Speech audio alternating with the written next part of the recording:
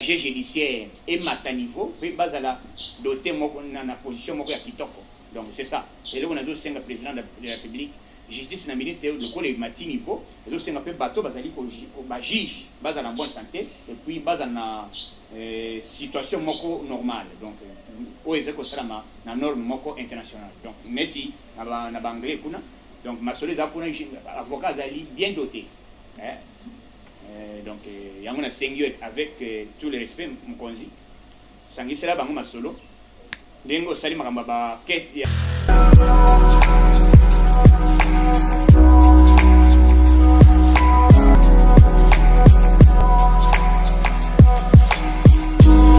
bonjour à tout le monde mbota na biso mbota na beno amodiambo diambo sana badiano betwabo mbote na beno mgena godia luku na saka mgena godia luku na saka. Ok, merci beaucoup bande nyonso ya monde entier la linga Rolanda yokason nazali liboso na bino lelo encore makambo ezali ya kolobeze bele nako pesa nanu loko moko pour comprendre bitumba pourquoi il est pèse et ils attaquer pour comprendre nini ils allaient commencer à attaquer des pèses et tu sais que le Mulumba à l'époque tant à Beli a sali 2 ans d'absence dans Mboka ils ont toujours équipe yo kakabalonga bara avec ce qui se fait alimbara avec ce qui se fait dans Mulumba vivant ils allaient kaka équipe oyo zo papa wa kwenda hein donc batu oyo zoyo kabaloba basala baza lulenge nini bokoyeba donc eza pasi bokoyoka comment notre pays notre parti a été toujours menacé du vivant du président Tshisekedi Mulumba. Donc ça nous fait mal toujours.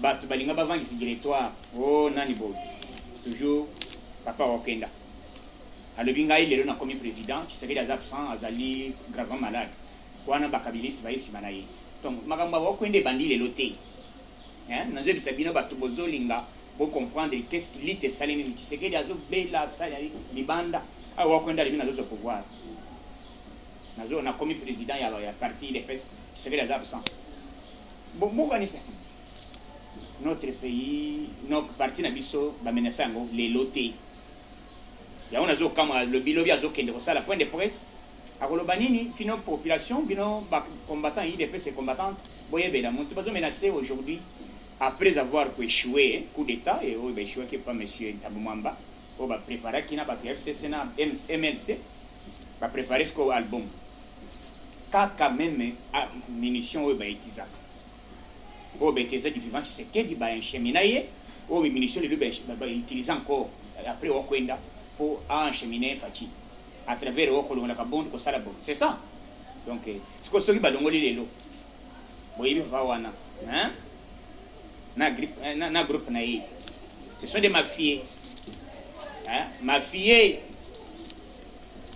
boyeba déjà puisque moi je suis ce que dit je suis l'IDPS nazo soutenir ce qu'il est le président Fatia le dit que na moni makambo kabonda zo sala na moni makambo kaboya zo sala ezo simbate nazo ko se soumettre na ordre du président de la République na attend l'absence de l'article 26 c'est le but absent définitif mais empêchement définitif Fatia n'est pas empêché définitivement sur cet article oh il est le bazo longue le lobby azo sala point de presse et puis tout ça dans un moment il y a état d'urgence alinga mobiliser ba combattants à le cas des autres c'est ça donc bien ba combattants pour comprendre à tout moment ceux qui va pas action na ya bandali ngule loti congrès kotate à l'époque il y a Kabune n'a pas qualité congrès kotate Kabune n'a pas qualité pour convoquer congrès papa okwenda surtout ye aloba congrès kotate c'est moi qui va convoquer le congrès ngai na sali président boy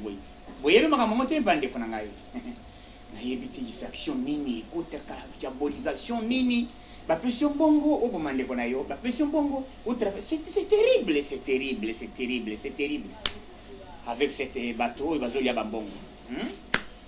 Il kambezawana merci, mais na sengi bino vigilance.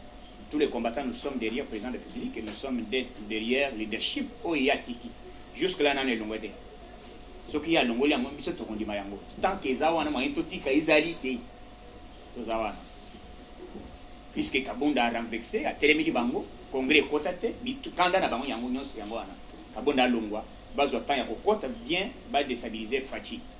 Bokolonga te, IDP César ensemble, Fachi Aza ensemble, ndenga na ibisa bino ke acte 24 verset 3 où il qui était j'étais choisi excellence Félix Sekechilom.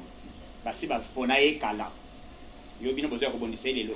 Biso toloba, Fachi ko tuyer wan biso to bota mate ba ko ba bota mate mais histoire ya Fachi ba koma yango déjà na mikanda. Donc batu bini bo to kalelo, bozo to ka ke bozo pouvoir ba les alaka déjà ba choisir yango devant Dieu. O nzamba rebi na likolo, moi mon a changer mon mokili aza ezate. Quel que soit bitumana bini vous allez ni les sans effet au nom de Jésus. Merci. Naye nazana ba makama mokwawa na lingana interpréter d'abord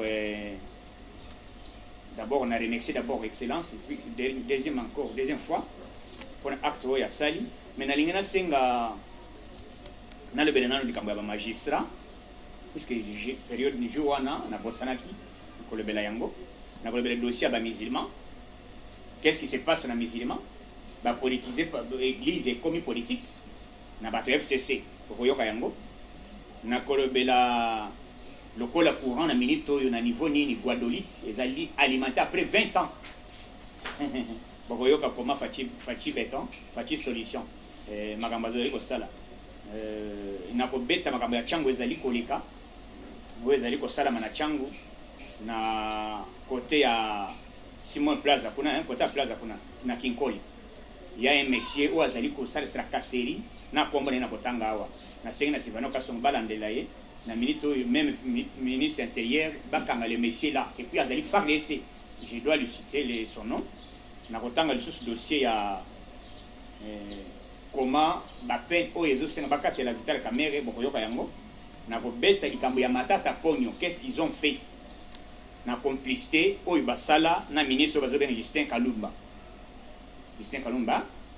basala kinini na kobeta yango toujours bandana na dossier ya ba magistrat président excellence avec tout respect que je vous dois merci puisque oyoka kabaze na yo oyoka kabiso le problème est allu que le cola justice est mati niveau on voit partout dans le monde et là ba ministre bazoli surtout en Afrique ba ministre de bazali bosso or na Europe partout ba magistrat bazali batu ya makasi bazo banga bango makasi yango na sengi président avec tout le respect les autres senga o ba magistrat tout bazala doté na quelques voitures ya belle voiture il y a bien pour musala bazo sala ezali pe bazali pour bazala sécuriser musala bazala bazo tambola peut-être na keti musala kende boye ba confiler et puis bazala bien sécuriser na moment autozolo bada il y a état de droit.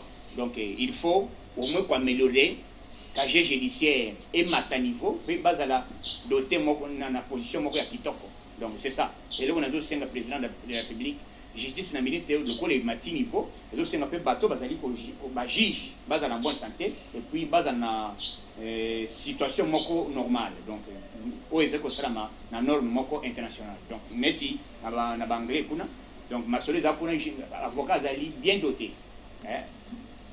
Donc yango na sengi avec tout le respect mokonzi sangisela bango masolo ndengo sali makamba ba quête ya nani ya la police ba magistrat bazwa ba opposition na kia kitoko. Donc puisque bazali kocha vie na bango en danger tala ba menace comme de gauche à droite et puis bazala sécuriser le col peut mi beko pesama magistrat ko te otambla pamba te il faut za na mo borna hein nduli Mwenderer Olelisi. C'est ça. Donc merci beaucoup. En tout cas, pour un que président 565. Dossier, il y a un musulman. Excellence, il y a un problème. Puisque lorsque on dirige un pays, il faut que tu aies il faut anticiper les choses. Oui, parce que tu as bango, bazo kosala guerre nyonso bazo sala, les ali pour 2023 où se présenter ti. Yango ba côté na l'église, ba côté na ba structure belé, ba côté qui sont na IDPS. Donc souci ezali que yo kombo na 2023 ezalate. Il est là au point de presse bazo dingo basala pas wa kwenda yango wana. Mais likambo ezo sama na ba musulmans ezani. Tango bengi ba confession religieuse, mutu oyo aye na kombo ya ba musulmans ezali mutu oyo ba musulman ba konité ba musulman basali élection mutu azalaki ezalaki gouverneur azalaki ministre ya justice azalaki batutu bazalaki représenté na vote wana basalaki mutu a publié résultat ezali délégué ya ministère ya justice ba publié mutu ango kombo na ye ezali monsieur Youssoufou Dibondo yende abimi représentant légal ya islam awana na RDC va voter officiellement et puis mon toit allait reconnu mikanda na yeba sali yango jusque là arrêté na yena noziam na maboko te mais nani aza la base ya kotelemela arrêté ya monsieur Dibondo Youssouf ezali FCC côté na kati président bon il faut bisotoloba. Et donc, biso IDPS, tant que bazo kota na l'église, tant que bazo kota boy, donc biso bazo distraire biso. Na ba question ba querelle moko ezanga tina. C'est ça, objectif eza yango oui. Objectif ezali que to ba ko distraire bango, to sala bango makelele, bazo temps ya ko s'organiser. C'est terrible, c'est déplorable. Bon za la maudit. Makambozo sala c'est inacceptable. Makambozo quand sala au moment où on s'organiser, les gens du FCC va débloquer Mbongo, va côté dans l'église, va côté dans kata IDPS, va côté partout, va distraire biso pour 2023 to se présenter. Ta la guerre ndenge ba bomi biso mingi. Ta la bato ba kofi na présidence, ta la bato bazo kufa chaque fois. Yango ba côté dossier ya Youssouf balobi kete muntu moko azo menacer oyo baboyaki asali na ezaka nango mandat moko ezalaka renouvelable peut-être ezalaka 5 ans mais il y a sali plus de 10 ans ce monsieur là oyo azakuna oyo azobondisa oyo yambaki na seli ezali été légal oyo azali élu na liste ya islam awa na kati ya Congo donc wana ye batindi ye bandoko FCC nde batindi ye azali pion président ngai nazoloba puisque moko tozali mokonzi talaka kachomba banini mokonzi il faut te respecter pesa yo information au tout aux anango donc à tout moment il faut te le bela yango puisque bato bazo dans nazoloba on a média puisqu'il fallait montunyo so yoka yo kolinga we tout fait soki na bengi pesa boy au sali boy donc c'est pour cela tozoli kana étendu que balo bakana lingala donc c'est ça tozoli kawa pona ko yebisa bato que makambo ezali président il y a un ça ne va pas donc mutu oyo aye na kombo ya ba musulman oyo yambaki ce n'est pas lui et puis azui responsabilité na kati ya gestion ya nani ya riposte makambo ya nani ya corona ce n'est pas lui mukonzi donc dossier ngwana to sengi yo mukonzi responsable chef de l'état otala dossier ngo puisque obengaki bango bazali toujours na nyamunya mokuna na kati guerre ya interne za na kati et comme likambo ya bato IDPS bato boy donc c'est comme ça biloko ezo salama donc il faut que résoudre yo zali garant de bon fonctionnement et puis arrêter ya monsieur oyo bavotaki jusque là ils allaient traîner na ministère et pas nani ministre ya vice ministre ya hydrocarbures yenda azotambwisa dossier wana alobi biloko eloko na biso eza ya manyema eza ya boye ekoya boye te donc ekomi likambo ndenge wana ekokende na bato nani te baloba te ezaki kamba baloba te bato basali vote ezali kamba baloba te bato basali vote église bokomi kopolitize yango bokomi na tribalisme tina église les gens du FCC boza mitema mabe yango botini ntambo mwamba aya kodestabilize IDPS yango wana mokonzi nayebi que dossier ezali déjà eyokani il y a un monsieur un monsieur a tué insécurité mingi na niveau ya nini ya Chango kuna. Monsieur ezali Serge Bobo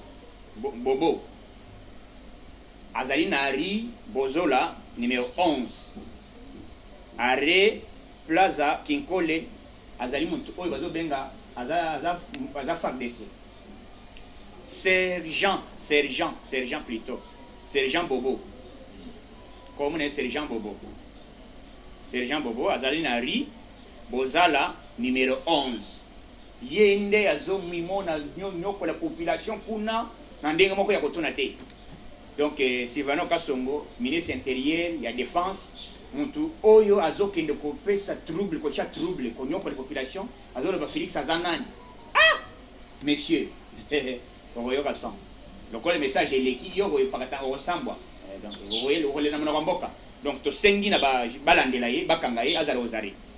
Azala ozare akende ko se justifier comment azo torturer moment pe to za moment nini ya état d'urgence. Azo kende ko torturer population. Il faut que nous sachions bakanga ye. Dossier na utaki ko le dossier Matata Ponyo. Dossier Matata Ponyo na monsieur Justin Kalumba. Basala ki ndenge nini tango ba bis oyo ya esprit de vie et yaki ba pesa ki ba yipsa ki ba tuke ba banda ko verser avant bozo yango bo pesa $10,000.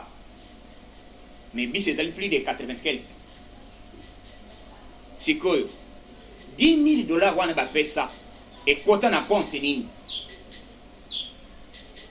dossier za ndenge wana justice a yamba procureur yamba dossier bongo oyo bango Matata Ponyo na Justin Kalum kwa ministre ya transport mbongo bazwa ekenda na compte nini wana ezali shida na bango ba escroquer batu bazwi ba mbongo $10,000.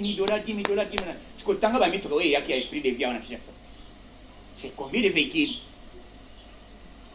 Il y a un système autosali, le état des droits et il faut balander la montagne à Vimbongo illégalement. Azara osare à qu'elle justifier. Nani ya vital. Bassa indé, bassa la bandengwa.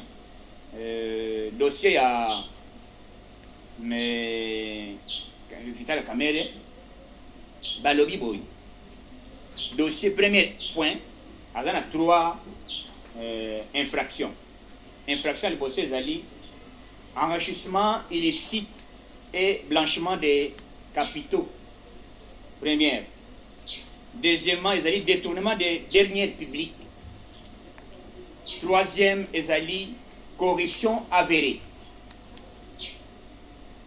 Pénalité 20 ans plus. Boyoki na bandela le bip na minute dossier na ibazo sala yango bakobanda yango les 11 na tribune ya grande distance na Gombe na tribunal ya Gombe. Donc na tribunal ya Gombe nde dossier bati webi na justice ezaka na échelon tango balongwe awa bakomi na Gombe sikoyo nde bakotamiser 4 point par point. Puisque nous avons besoin de dossier, nous politiser, nous fait. Et puis Molière, papa Moko Mokolo, Azoye Bané a levé que Félix Senda Salibo, il a comme ça pour empêcher en 2023. Mais dossier Bakangeli na yezali dossier privé ya Fachitin, les empoches ya Mbonga ya président na Fachitin, ezali dossier Moko ya République. Il faut d'abord, si je regrette comment tu es devenu un député national, c'est déplorable avec ce genre de personnes.